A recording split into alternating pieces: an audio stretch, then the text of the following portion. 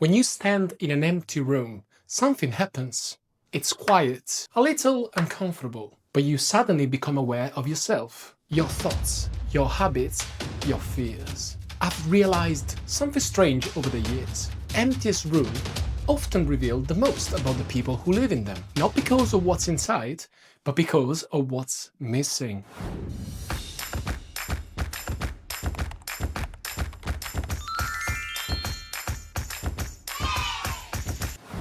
Hi everyone, I'm Lorenzo, the Italian architect based in London and founder of Centioni Architects. But more than that, I'm someone who's fascinated by the space in between things, between walls, between moments, and between who we were and who we're becoming. I've learned that architecture is really not about buildings, it's about the people. And sometimes the most honest space to understand them is an empty one. Number one, the setup. Most of us spend our lives trying to fill space with furniture, with memories, and with things that we think define us. But every home has a moment when it's empty. Maybe when you move out after a renovation, or just before deciding what comes next. And in that moment, a room isn't just a room anymore, it's a mirror. About empty spaces. As an architect, I've walked into hundreds of empty rooms.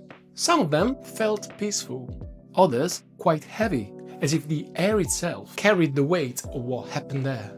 And I've learned something simple but powerful. Emptiness isn't absence, it's potential.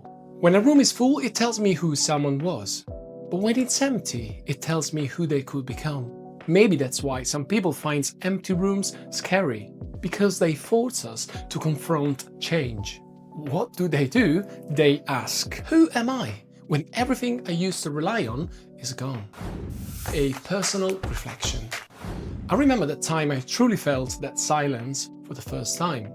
I had just moved out of my student flat in Glasgow, Scotland. The furniture was all gone, the echoes were a bit strange, and I sat on the floor for a moment before leaving. I was reflecting on the fact that that room really meant a lot for me. It had seen every version of myself in the past 3 years. By the way, I'm not talking about a recent period, that's probably 10 years ago. No, 15 years ago. Hold on, what's 2013? 12 years ago, that's it. The versions of myself I'm talking about were the anxious student, the big dreamer, and above all, the exhausted architect in training. And now that room becomes empty. Not sad, just in a waiting state of mind. Waiting for the next story to begin. Why am I telling you this anecdote? Is because that's when I realized that we don't just design space. Sometimes, and most of the time, is space that somehow design us. They teach us how to let go, how to foster memories. The power of the space that we surround ourselves with is enormous. You know, yes, partly I'm saying this because I'm an architect, but I also truly mean that. Why we fill space and what that says about us. When people downsize, declutter or move, they often ask me, I don't know what to keep.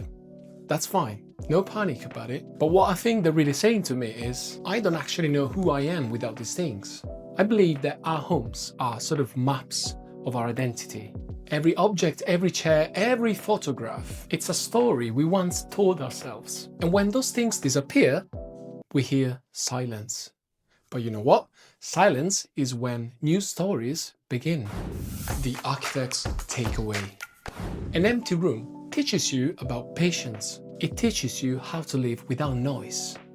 And you know, nowadays, that's a very important skill. It asks you, what do you actually need to feel at home? Forget about what Instagram says and what magazines say. Light, air, a place to breathe. Whenever I design a home, I start with emptiness. Not as a blank canvas, but as a conversation starter. Because how you feel that emptiness, with lights, memories, meanings, that's where design ends and life begins. Thanks for watching the video. So maybe next time you find yourself in an empty room, don't rush to fill it. Sit there for a while and listen. It might just tell you something about yourself you didn't know before. I'm Lorenzo, your Italian architect based in London, and if you enjoyed this video, don't forget to hit like, subscribe and turn on the notification bell. I post weekly with the goal of trying to show you the emotional side of architecture. Until the next one, ciao.